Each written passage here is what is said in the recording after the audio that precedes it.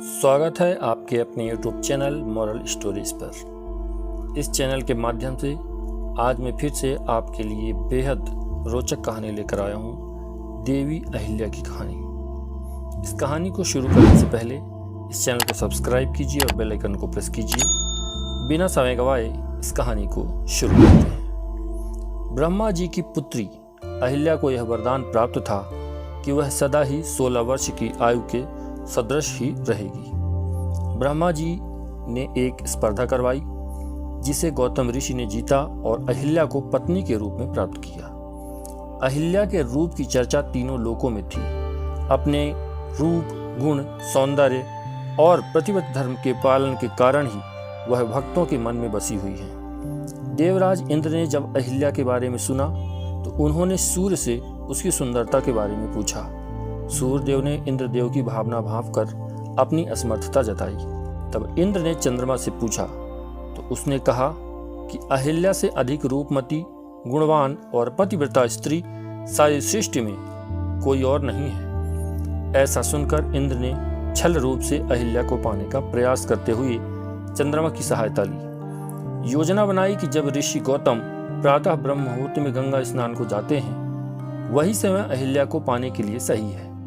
इंद्र ने चंद्रमा को अपने काम में साथ देने के लिए उन्हें ऋषि के आश्रम के ऊपर ही टिके रहने के लिए कहा, ताकि जब वह किसी को आश्रम की ओर आता देखे तो वह आश्रम के ऊपर से हट जाए, क्योंकि चंद्रमा के हटने पर किसी को शक भी नहीं होगा तथा इंद्र को ऋषि के आने की सूचना भी चंद्रमा के इस संकेत से मिल जाएगी।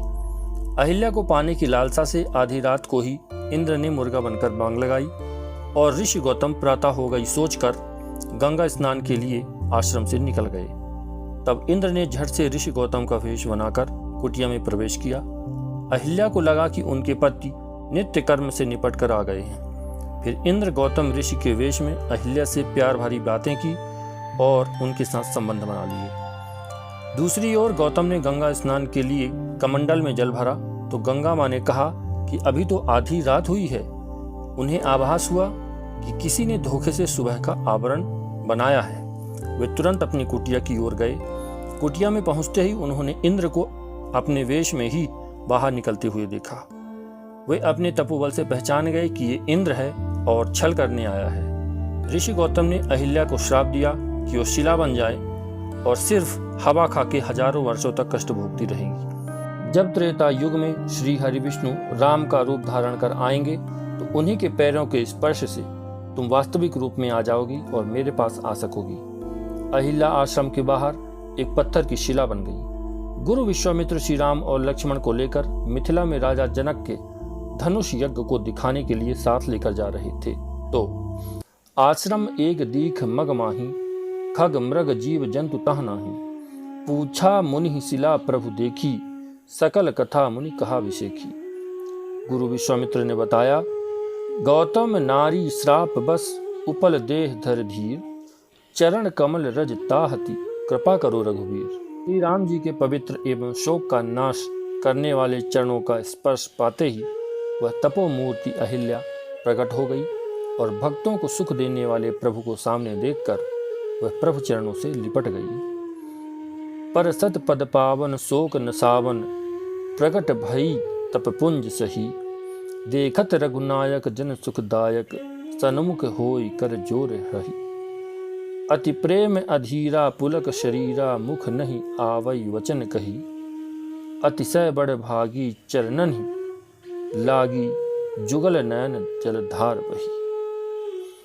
भावार्थ, श्री राम जी के पवित्र और शोक को नाश करने वाले चरणों का स्पर्श पाते ही सचमुच वह तपोमूर्ति अहिल्या प्रकट हो गई।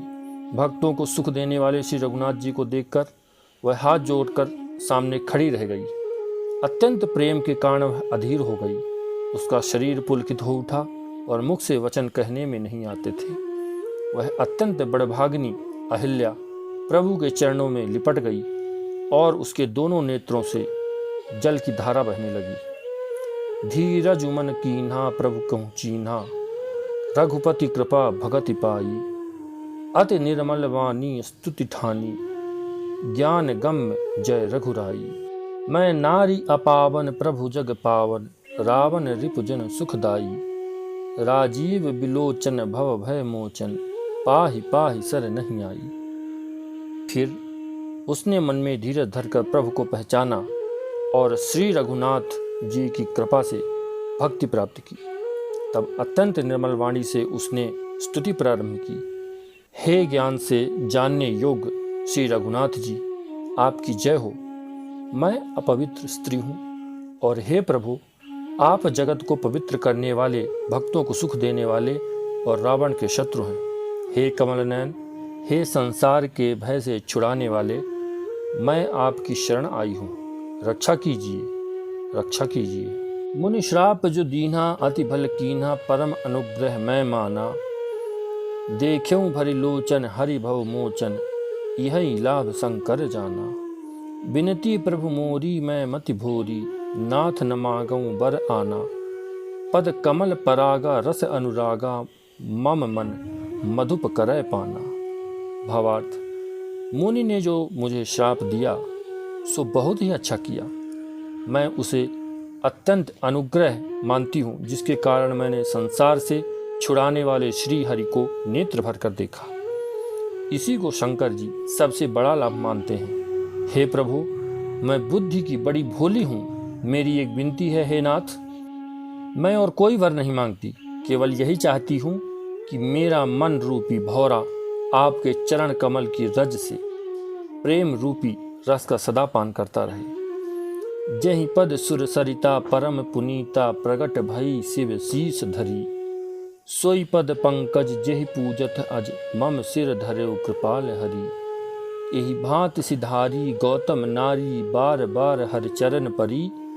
जो अति मन भावा सो वर पावा, गए पति लोक आनंद भरी। जिन चरणों में परम पवित्र देव नदी गंगा जी प्रकट हुई हैं, जिन्हें शिव जी ने सिर पर धारण किया और जिन चरण कमलों को ब्रह्मा जी पूजते हैं, कृपालु हरि ने उन्हीं को मेरे सिर पर रखा।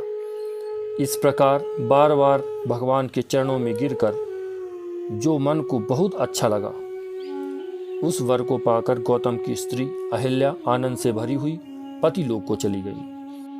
अस प्रभु दीन बंधु हरि कारण रहित दयाल, तुलसीदास सठते ही भजु छाड़ी कपट जंजाल। भावार्थ, प्रभु श्री रामचंद्र जी ऐसे दीन बंधु और बिना ही कारण दया करने वाले हैं। तुलसीदास जी कहते हैं, हे शठ, तू कपट जंजाल छोड़कर उन्हीं का भजन कर। दोस्तों, रामायण के बालकांड की यह कहानी आपको कैसी लगी? सती अहिल्या कहानी आपको कैसी लगी? हमें कमेंट करके ज़रूर बताइए। और ऐसी ही कहानियों के लिए इस चैनल को सब्सक्राइब कीजिए तथा बेल आइकन को प्रेस कीजिए। इस चैनल के माध्यम से ऐसी भरी बातें और कहानियाँ आती रहती हैं। धन्यवाद।